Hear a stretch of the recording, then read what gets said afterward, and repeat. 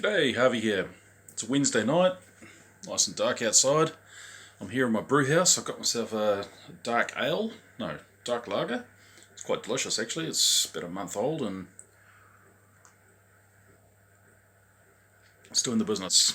Anyway, car didn't start this evening, so I couldn't drive my daughter to singing lessons, so I'm sitting here. Dinner's already cooked because I got that sorted this morning in the crock pot.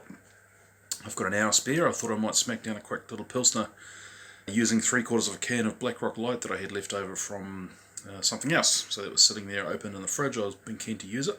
I'm thinking a 20-minute boil and a 20-minute whirlpool, and then I've got some yeast slurry. I haven't decided which one I'm going to use. I've been doing lots of lagers lately, so I've got plenty of those to choose from. I'll pick whatever looks healthy. I'm going to ferment it in this 10-litre KANE keg, which I can do a pressure fermentation for a 7-litre batch quite nicely, and that'll keep all the oxygen out and carbonate it for me, and I'll be able to transfer that into this little 5-litre kegger when I'm done.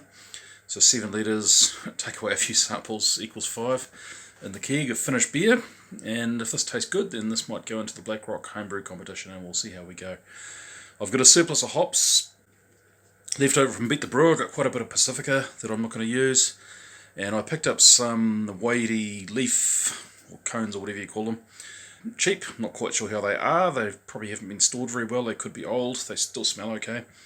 So I'm going to use a bit of that up, and I'm going to cut that with some fresh Wai-iti, all nicely sealed and that I know has been looked after properly. Yeah, when I use hops of dubious nature, I don't just go all in. I like to sort of 50-50 it with ones that I know are good, and that way you can get a nice hoppy beer and you've got a backstop just in case.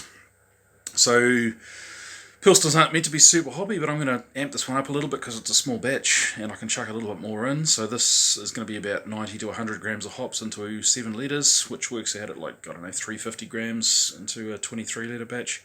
Yeah, that's way more than I'd stick in a Pilsner, but it's not up to New England IPA levels. So let's give that a wang and see what happens.